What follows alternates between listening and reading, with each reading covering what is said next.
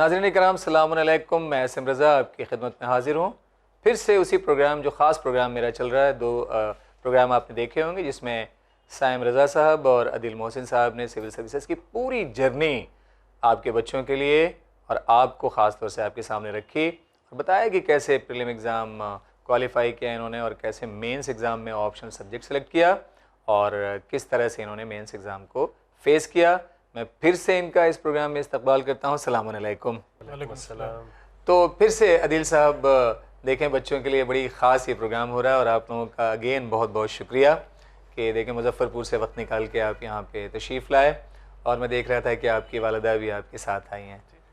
तो मदर की खुशी का मैं कह नहीं सकता हूँ कि क्या किस हद तक उनकी खुशी होगी, उसको लफ्ज़ों में बयान नहीं किया जा सकता है क्योंकि माँ बहुत इमोशनली बच्चों के साथ जुड़ी होती है और हमने बारहा सुना है कि माँ की आगोश जो है इंसान के लिए पहली तरबियत गाह है।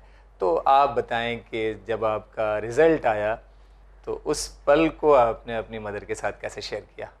जी मेरी खुशकिस्मती थी इस बार कि मैं अपनी वालदा के साथ ही मौजूद था जिस वक्त रिज़ल्ट आया जी। और तो उस वक्त जैसे ही रिज़ल्ट आया तो मैंने उन्हें यही बताया कि मैंने रिज़ल्ट जब आया तो मैंने उन्हें ये नहीं बताया कि रिज़ल्ट आ गया है, क्योंकि कहीं ना कहीं एक खौफ रहता है कि खुदा न खास्ता ना हुआ तो क्या।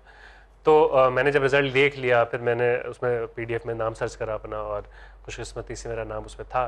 तो फिर मैंने अल्लाह का शुक्र अदा करा और फिर अपनी वालदा को बताया कि फ़ाइनली इस बार मेरा हो गया।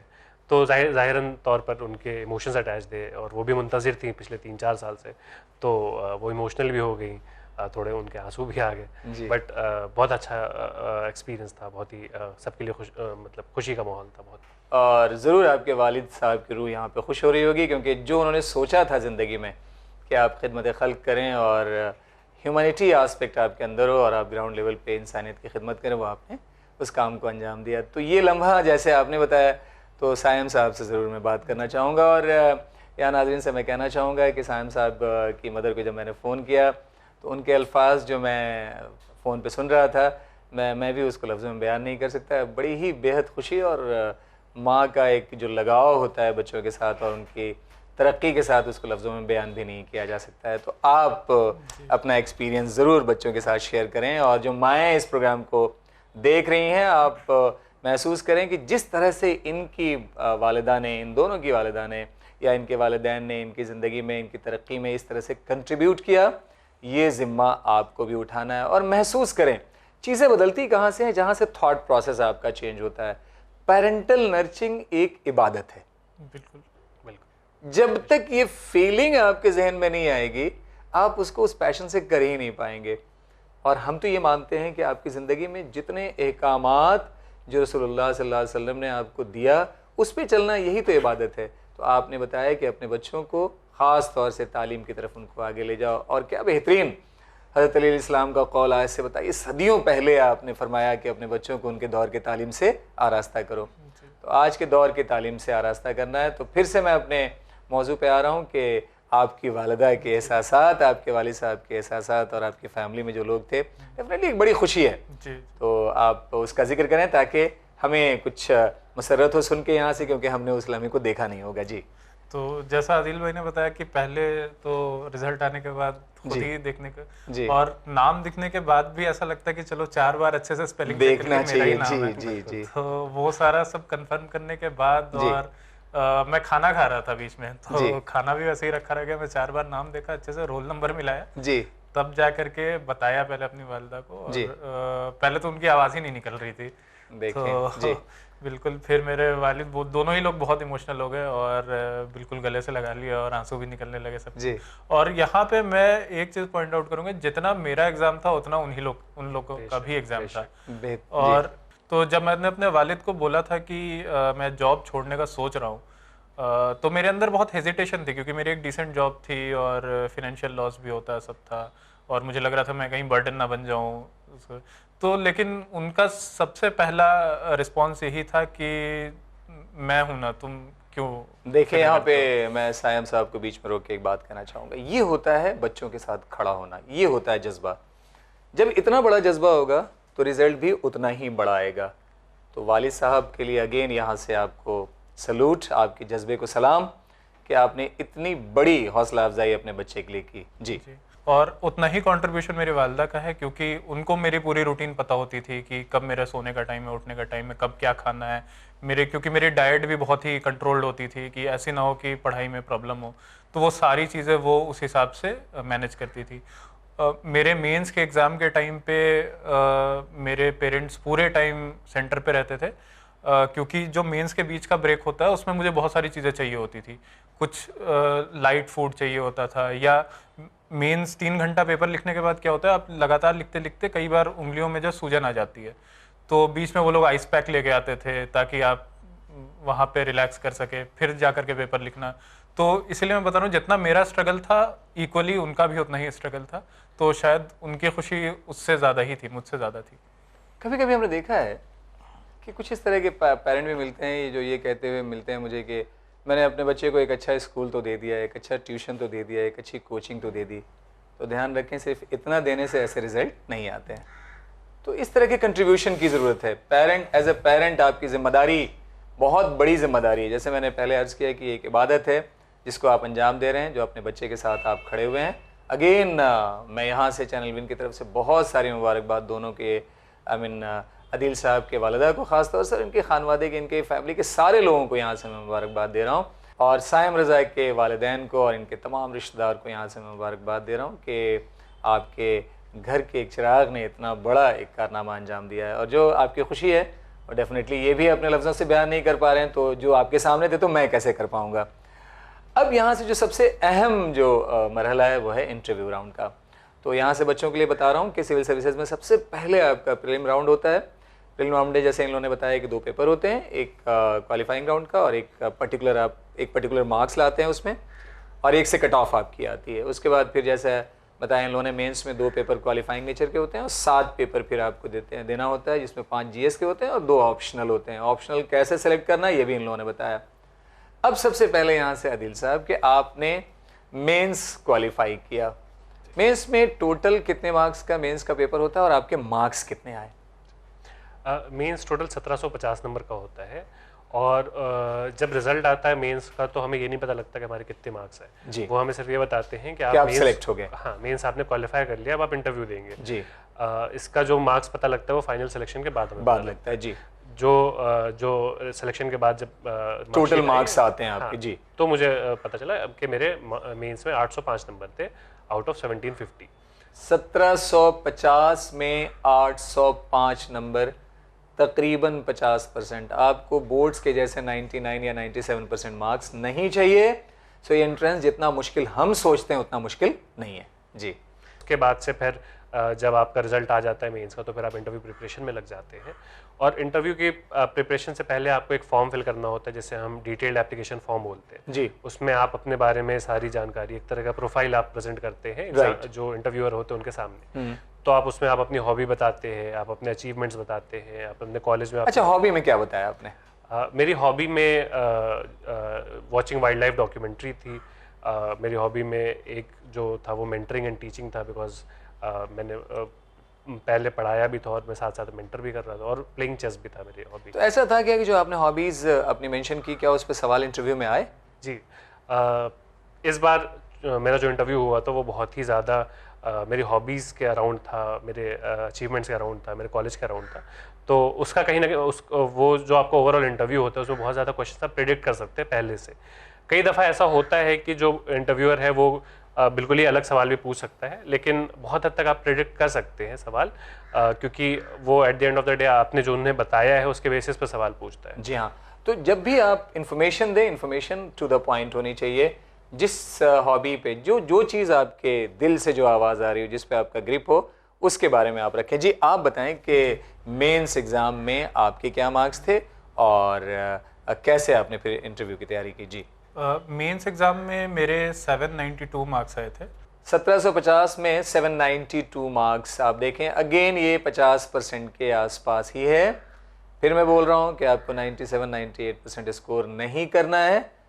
दिल से आप 2 साल 3 साल लगा के तैयारी करें, मुझे लगता है कि बड़े आराम से इस एंट्रेंस को आप क्रैक कर सकते हैं। जी हाँ, यहाँ पे मैं ये भी पॉइंट आउट कर दूं कि जो मेंस की कट ऑफ जाती है जी वो 740 के आसपास होती है फॉर जनरल कैटेगरी। तो आप उससे अंदाजा लगा सकते हैं कि आपको अगर आप उससे 50 नंबर ऊपर है तो आप एक डिसेंट रैंक ला सकते हैं।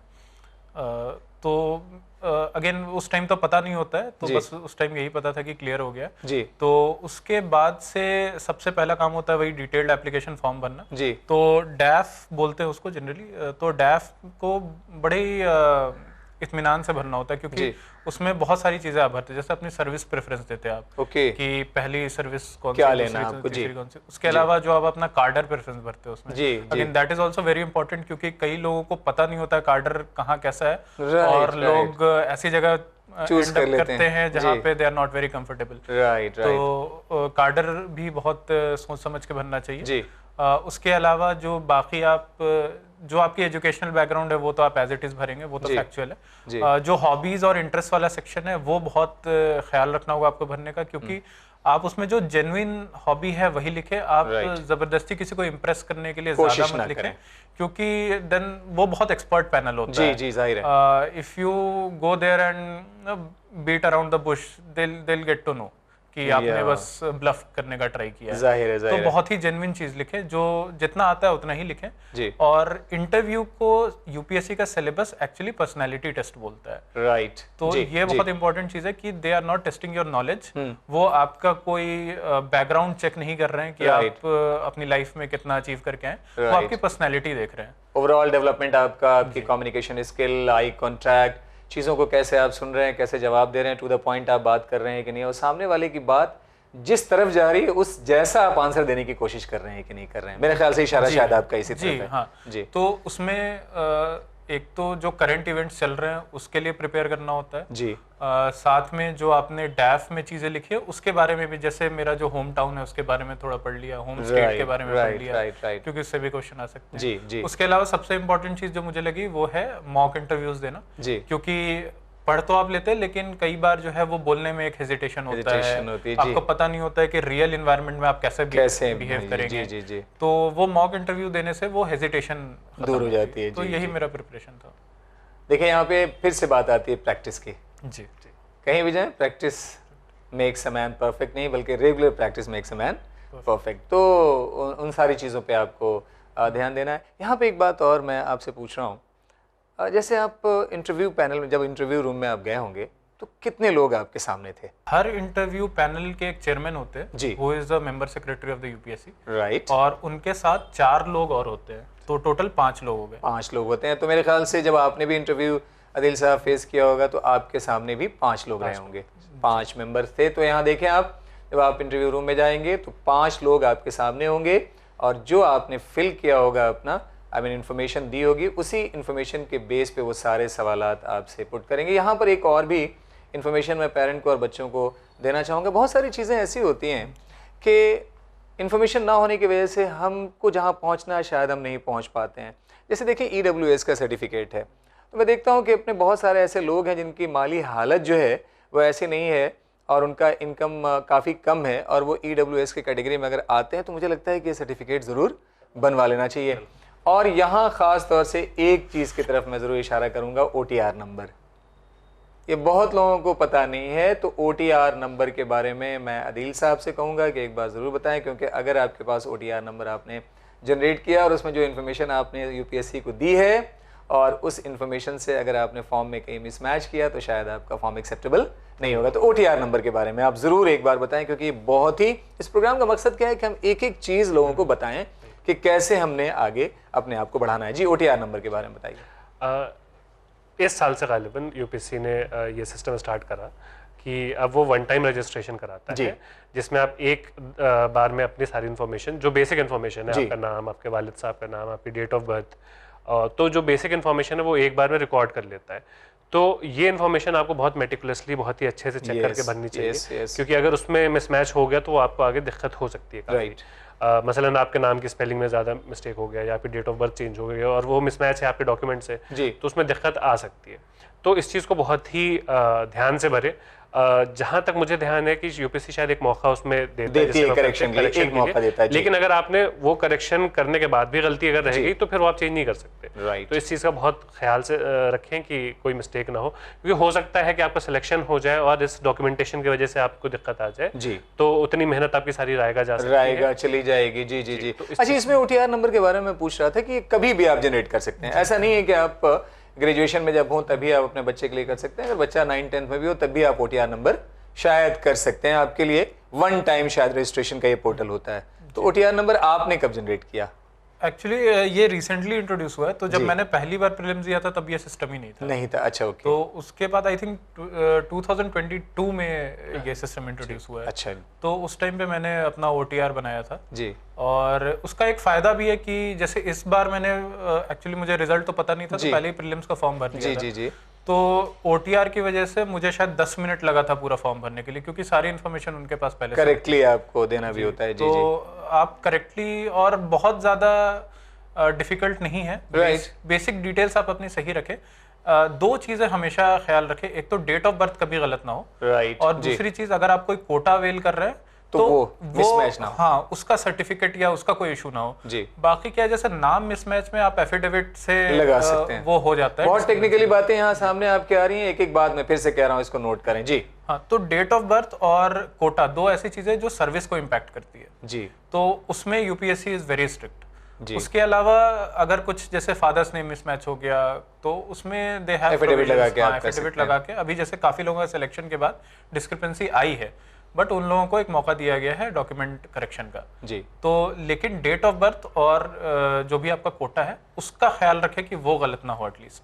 जी, OTR नंबर के बारे में मैं जिक्र कर रहा था कि यूपीएससी के जितने भी एग्जाम्स होते हैं, जब आप उसका फॉर्म फिल करने जाएंगे तो वहाँ OTR नंबर की जरूरत पड़ती है। तो 12th के बाद ही आपको NDA का एग्जाम देना है, तो OTR नंबर तो फिर वहाँ भी चाहिए।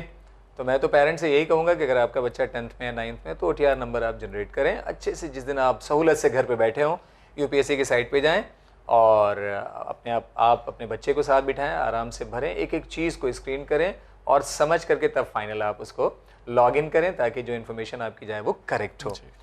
यहाँ से अब मैं आता हूँ आदिल साहब के इंटरव्यू रूम में। आप जब अल्हम्दुलिल्लाह जब आपने पहला कदम डाला तो क्या आपको फील क्या आया, वो मैं सुनना चाहता हूँ, ताकि बच्चे समझ पाएँ कि इंटरव्यू पैनलिस्ट के सामने जाने के बाद कैसे आपको बिहेव करना है, चेयर पे बैठना है कैसे, और पहला लफ्ज़ कौन सा बोलना है, कैसे आई कांटेक्ट करना है, कैसे उनके सवाल को सुनना है और कैसे उसको जवाब देना है। तो एक एक लम्हे प्लीज़ आप बताएं।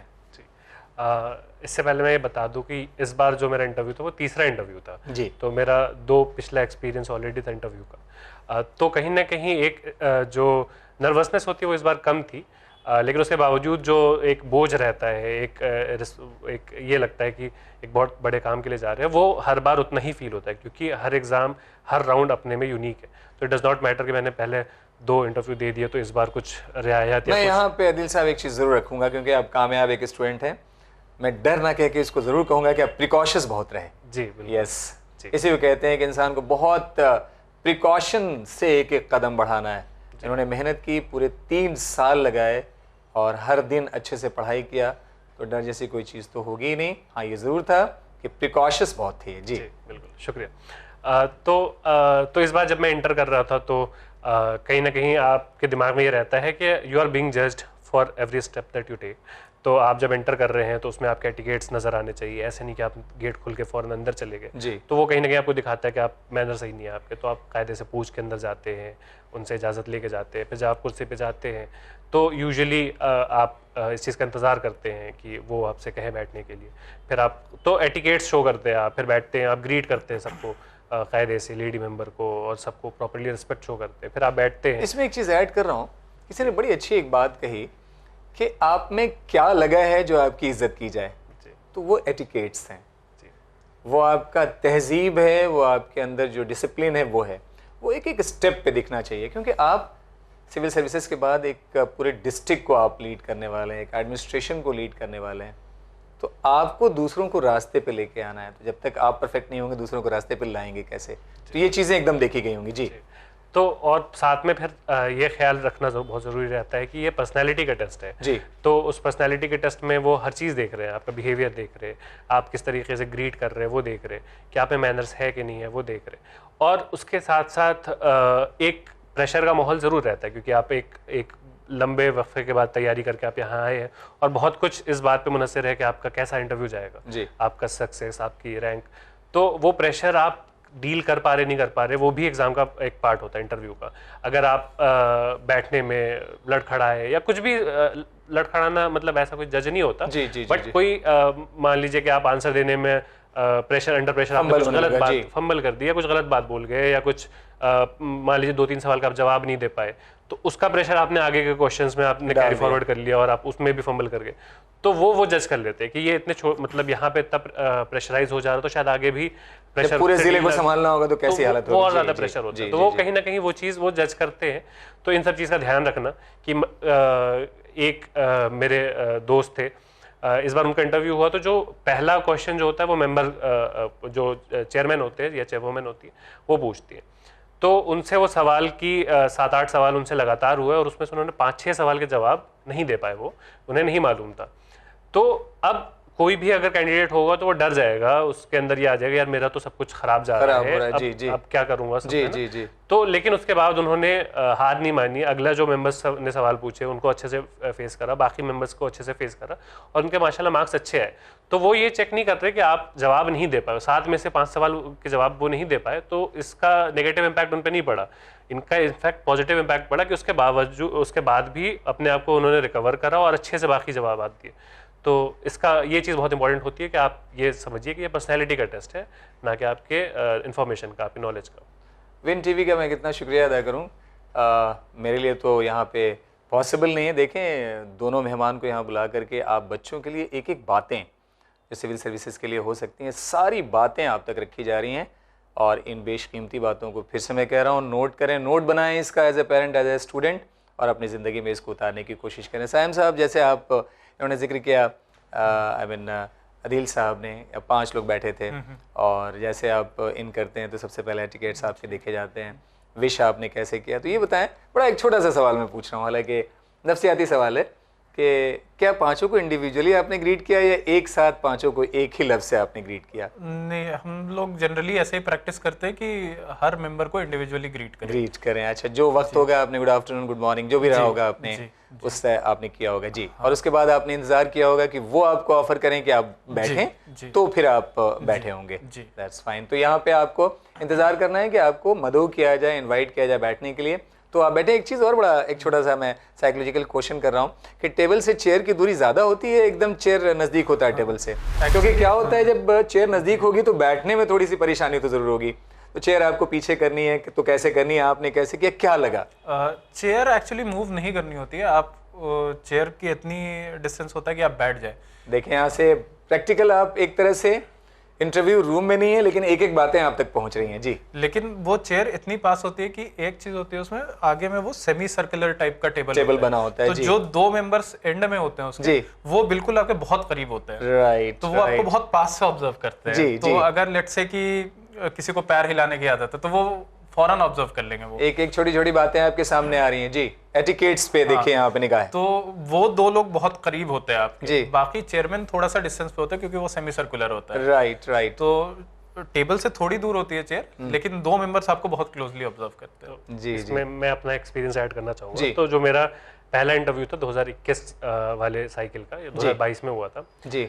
तो और जो दूसरा था, दोनों चूंकि सेम बोर्ड में पड़ा था, तो थोड़ा बहुत जो सीटिंग अरेंजमेंट वगैरह वो बोर्ड पे डिपेंड करता है कि किस तरह से चेयर रखी, किस मेंबर का बोर्ड है। तो जो मेरा बोर्ड पड़ा था पिछले 2 साल में, उनका जो टेबल सीटिंग अरेंजमेंट था वो हॉर्स शू टाइप का उनका टेबल था, जो कॉन्फ्रेंस वाले टेबल होती है जी। और मेरे उनके बीच में बहुत अच्छा खासा डिस्टेंस था। उसका एक रीजन ये भी था कि कोविड का टाइम था, तो थोड़ा डिस्टेंस मेंटेन करना था। तो मुझे लगता है जहां तक कि 15 फीट का डिस्टेंस 12-15 फीट का रहा होगा मेरे और चेयरमैन के बीच का डिस्टेंस।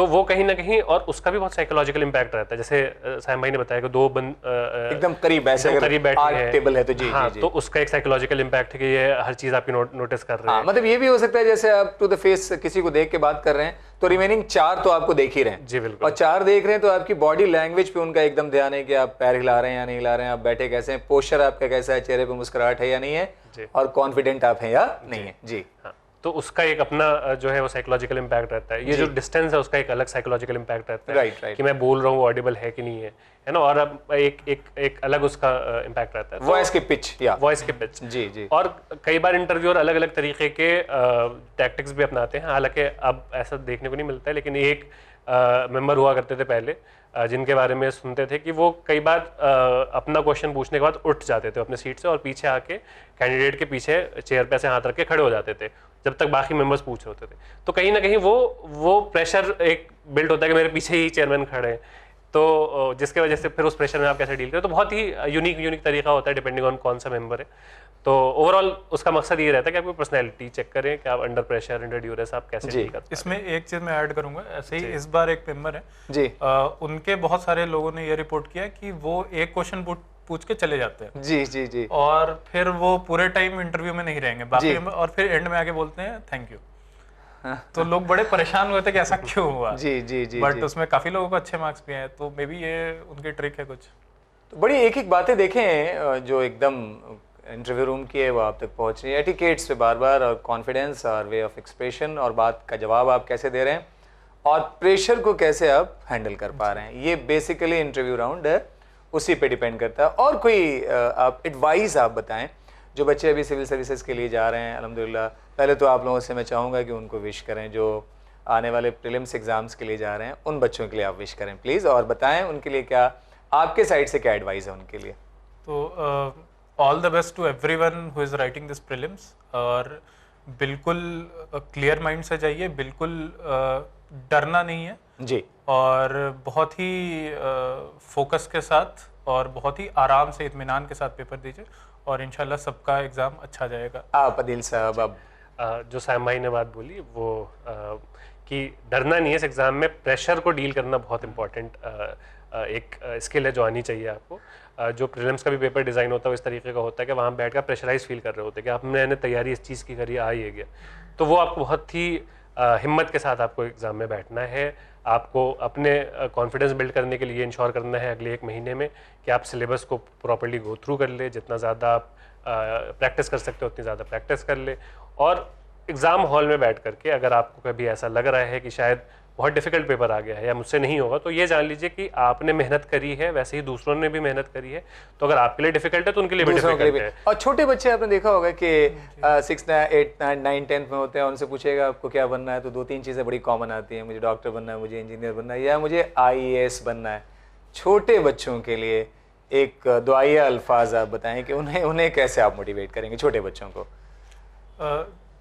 मैं जैसा कि बार बार ये मेंशन कर रहा हूँ कि बचपन से ही एक जनरल अवेयरनेस और रीडिंग की हैबिट रखिए जी, चीज़ों को जानिए। जैसे अगर IAS क्या होता है, वो क्या करता है, उसका काम है, अगर बहुत हम लोग बेसिक लेवल पे जाके देखें, IAS का काम है लोगों की ज़िंदगी को आसान बनाना जी। तो आप अपने आसपास ऑब्जर्व कीजिए कि ज़िंदगी में क्या प्रॉब्लम है। आपके घर के पास शायद कोई हॉस्पिटल अच्छी हालत में नहीं है, कोई गरीब इंसान है जिसके पास घर नहीं है, तो आप ये सोचिए कि आप कैसे उसकी प्रॉब्लम सॉल्व कर सकते हैं।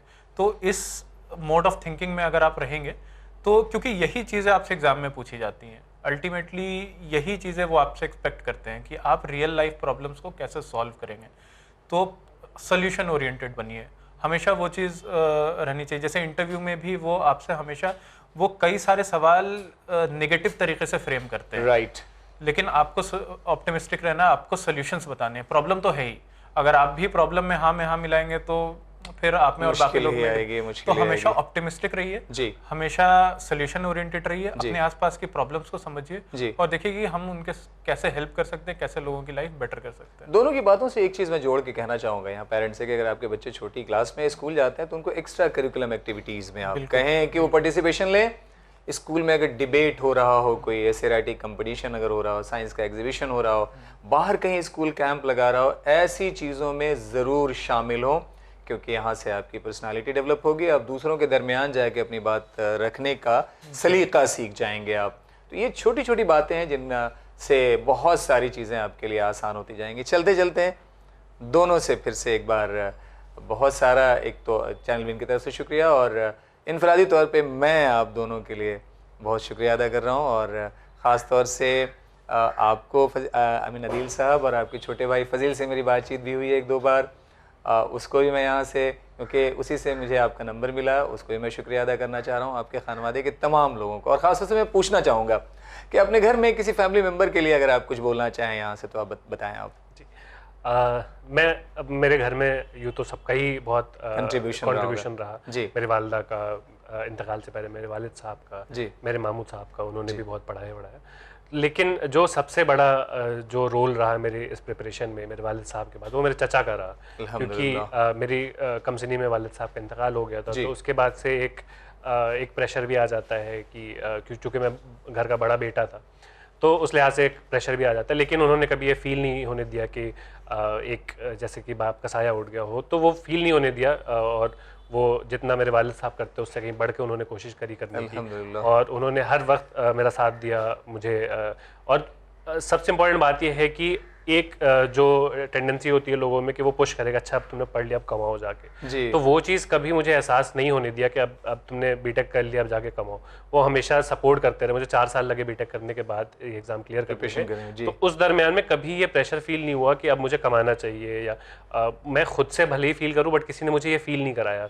और वो जो सपोर्ट था वो बिना सपोर्ट सिस्टम के शायद वो पॉसिबल नहीं हो पाता। जी। और इसके लिए मेरे चचा सैयद मुजफ्फर रज़ा और साथ साथ मेरी चची, क्योंकि मैं जब दिल्ली गया तो मैं उनके साथ ही रहता था, तो उनका भी बहुत बड़ा रोल है। जब मेरी वालिदा गांव में रहती थी, मैं उनके साथ रहता था, तो वालिदा की जो कमी थी वो उन्होंने पूरी तरीके से निभाया। तो बिना बेहतरीन एक मतलब सपोर्ट सिस्टम या सपोर्ट सिस्टम, और कहा जाए कंबाइंड फैमिली का यही सब रिजल्ट है। और मैं बहुत पहले आपके चचा से मेरी मुलाकात मुजफ्फर रज़ा साहब से हुई है, जब वो हीरो पुक में शायद वो पर्सनल मैनेजर थे, तो बड़े ही आई मीन संजीदा शख्सियत है अपने आप में, बड़े नेक आदमी हैं। तो मैं भी यहाँ से अपनी जानिब से भी और चैनल विन की जानिब से भी आपको बहुत सारी मुबारकबाद पेश करता हूँ। और आप प्लीज़ अगर कोई ऐसा शख्स जिनको यहाँ से आप पैगाम देना चाहते हो या उनका शुक्रिया अदा करना चाहते हो तो प्लीज़ आप बताएं। मेरे लिए तो मेरे पेरेंट्स ही हैं, क्योंकि मेरे लिए बहुत बड़ा प्रिविलेज था कि इतना ज़्यादा साइकोलॉजिकल सपोर्ट, क्योंकि मैंने ऐसे लोगों को देखा है जो फैमिली से जिनको सपोर्ट नहीं मिलता और बहुत मेरिट होने के बाद भी फैमिली सपोर्ट ना होने की वजह से वो पीछे रह जाते हैं। तो ये बहुत बड़ा प्रिविलेज है मेरे लिए, और मैं बाकी पेरेंट्स से बोलूँगा कि आप अपने बच्चों के लिए जितना अच्छा साइकोलॉजिकल एनवायरनमेंट क्रिएट करें, उसको कोई प्रेशर फील ना हो जी, वो अपने कैपेबिलिटी को बहुत स्मूथली अचीव कर सके। तो आप प्लीज़ करिए, क्योंकि बहुत बच्चों में मेरिट होता है और हर बच्चे में मेरिट होता है और हर बच्चा कर सकता है। देखिए अदिल साहब, मैंने इस प्रोग्राम के ज़रिए हमेशा पेरेंट्स से कहा है कि जो बेशकीमती चीज़ होती है, शय होती है, उसको संभालने का जिम्मा भी बड़ा होता है। अल्लाह ने आपको सबसे बेशकीमती जो शय है औलाद की शक्ल में आपको दी है, तो इसको संभालने का जिम्मा भी आपका बहुत बड़ा है। तो पेरेंटल नर्चरिंग ख़ास तौर से यहाँ बहुत ही अहम रोल अदा करती है। जैसे साइम साहब ने बताया कि इनके टैलेंट के बराबर ही दूसरे बच्चों का टैलेंट ज़रूर रहा होगा, लेकिन जो रिज़ल्ट में डिफरेंस आया वो इनके पेरेंट के कंट्रीब्यूशन की वजह से आया है। जो अदील साहब ने अपने चचा के बारे में बताया, जो फैमिली बैकग्राउंड, जो मदर के बारे में बताया, रिज़ल्ट का डिफरेंस वहाँ से आया। तो एज ए पेरेंट बहुत बड़ी जिम्मेदारी अल्लाह ने आपके कंधों पे डाली है। आपको बड़ी मजबूती से अपने बच्चों के साथ लगना है। और इस प्रोग्राम में हम लोगों ने सारी डिटेल बात यहाँ पे की। फाइनली चलते चलते अगर कोई पहलू है जिस पे हम लोगों ने निगाह नहीं डाली है, अगर आप लोगों को कहना है, तो मैं चंद जुमलों में पहले अदील साहब से चाहूँगा। नहीं, माशाल्लाह बहुत ही कॉम्प्रिहेंसिव डिस्कशन था, बहुत ही अच्छी गुफ्तगू हुई, और मुझे लगता है कि हमने सारी चीज़ें कवर कर ली। एक पहलू जो आपने जिसका जिक्र भी किया उसको मैं दोबारा से बताना चाहूँगा कि ये इंडिया में जो सिस्टम है वो कंपटीशन का सिस्टम है। अगर आप किसी भी जगह आगे जाना चाहते हैं तो आपको कंपटीशन के थ्रू जाना पड़ेगा, क्योंकि रिसोर्सेज की कमी है और डिमांड बहुत ज़्यादा है। तो ये कंपटीशन को लेके एक एप्टीट्यूड डेवलप करना वो बचपन से ही ज़रूरी हो जाता है। तो आपने भी जिक्र करा कि ओलंपियाड एग्जाम्स वगैरह बच्चों को दिलाए, वो कॉम्पिटिटिव एप्टीट्यूड डेवलप करे, और उसके साथ साथ ये कि बच्चे के पोटेंशियल को पहचानना और उस चीज़ में उसकी हौसला अफजाई करना। ज़रूरी नहीं है कि वो बच्चा मसलन हर कोई साइंटिस्ट ही बने या कोई इंजीनियर ही बने। अगर वो अच्छा पेंटर है तो उसको भी आइडेंटिफाई करे, अगर वो किसी भी अच्छा क्रिकेट खेलता है, अच्छा फुटबॉल खेलता है, तो उस चीज़ को भी आइडेंटिफाई करे, उसमें भी सपोर्ट करे। तो हॉलिस्टिक डेवलपमेंट के लिए ये सारी चीज़ें भी बहुत ज़्यादा ज़रूरी है। तो मैं यही कहना चाहूँगा एट द एंड कि अपने जो पेरेंटिंग का जो रोल है वो सिर्फ ये रोल नहीं है कि आपने उसका एडमिशन करा दिया अच्छी जगह महंगे महंगे स्कूल में।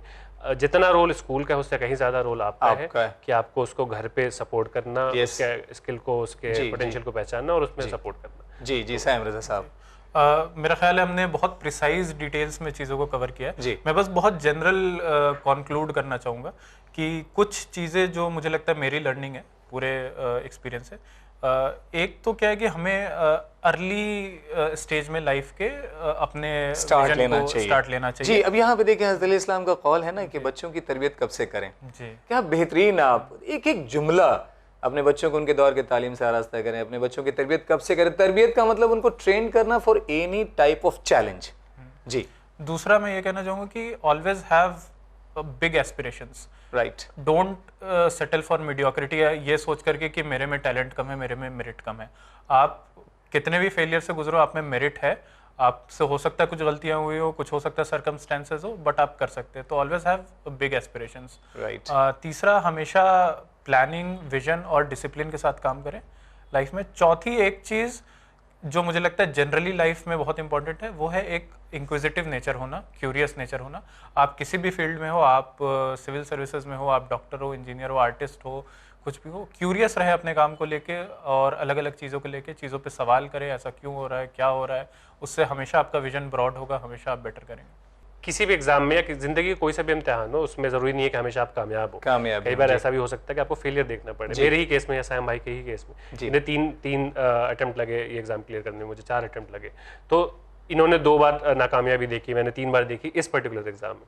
तो उसके बाद अगर आप मायूस हो गए तो आपने, इसका मतलब उस इम्तिहान से, उस जर्नी से कुछ सीखा नहीं। अगर मैं 3 बार में शायद मायूस हो जाता तो मैं चौथी बार में शायद कामयाब नहीं होता, या 2 बार मायूस हो जाता तो निकल पाता। तो इसमें इंपॉर्टेंट ये है कि अल्लाह की ज़ात पे भरोसा रखें आप, और ये इंपॉर्टेंट है कि आप ये मान के चले कि प्रोसेस जो है किसी भी चीज़ का वो खुद में एक लर्निंग प्रोसेस है। अगर आप नाकाम होते हैं तो आपने बहुत कुछ सीखा उस जर्नी में। जी। तो जैसे यूपीएससी में मुझे 3 अटेम्प्ट लगे और मुझे फेलियर्स का सामना करना पड़ा, लेकिन उसके बावजूद मुझे इससे बहुत कुछ सीखने को मिला, नई इन्फॉर्मेशंस मिली, एक बेटर इंसान मुझे लगता है कि मैं एक more aware, more informed citizen बना। तो कहीं ना कहीं आप इसके पॉजिटिव पहलू पे देखें कि इस फेलियर में ज़रूरी नहीं है कि आप इसको एज अ फेलियर देखें, एज अ लर्निंग एक्सपीरियंस भी देख सकते हैं। मतलब ये आप कह सकते हैं कि जो 3 साल आपने इन्वेस्ट किया था, चौथे साल वो रिटर्न विद इंटरेस्ट हुआ। जी बिल्कुल, इंटरेस्ट। चलते चलते जो इस 3 प्रोग्राम में जो मैंने देखा आप दोनों के दरमियान, या आप दोनों से जो मैंने सीखा या समझा, आप दोनों की सादगी, अल्हम्दुलिल्लाह इसका मैं फ़ैन हूँ, मद्दाह हो गया हूँ। देखें बच्चों से कि कितने सादे ख्याल के ये दोनों स्टूडेंट हैं और इनके ख़यालात कितने अच्छे हैं, वालिदैन के लिए, अपने ख़ानदान के लोगों के लिए कितने अच्छे इनके ख़यालात हैं, और यही ख़यालात आपको दूसरों के लिए भी मोटिवेट करते हैं। जब फैमिली में आप अच्छा कर रहे होते हैं तभी बाहर भी आप अच्छा कर रहे होते हैं। अपने वालिदैन की आप इज़्ज़त करें, अपने बड़ों की इज़्ज़त करें, उनकी बात मानें। देखें ज़िंदगी में बहुत कुछ आप आगे हासिल कर लेंगे या कर सकते हैं। जब इंसान पैदा होता है, आखिरी जुमला मैं बोल के अपने प्रोग्राम को ख़त्म कर रहा हूँ, जब इंसान पैदा होता है तो उसकी कोई शनाख्त नहीं होती है, लेकिन अल्लाह आपको हयात इसलिए देता है कि इस दुनिया में कुछ काम करें और अपनी शनाख्त आप बनाएं। तो ये वो बच्चे हैं कि जब पैदा हुए होंगे तो इनकी शनाख्त इनके वालिदैन के ज़रिए से हुई होगी, लेकिन 3 साल 4 साल की कड़ी मेहनत के बाद आज ये उस मकाम पे हैं कि इनसे दूसरे लोग पहचाने जा रहे हैं। बहुत बहुत शुक्रिया आपका इस प्रोग्राम देखने के लिए, और बच्चों से और पेरेंट्स से मैं कहूँगा कि इस प्रोग्राम से जितनी सारी बातें आपने समझी या सीखी, उसको अपने बच्चों के लिए आप इस्तेमाल करें ताकि इस मुल्क में तरक्की आ सके और आपकी फैमिली में खुशहाली आ सके। बहुत बहुत शुक्रिया चैनल में देखने का। इंशाल्लाह अगले प्रोग्राम में फिर मैं हाज़िर खिदमत हूँगा। खुदा हाफिज़।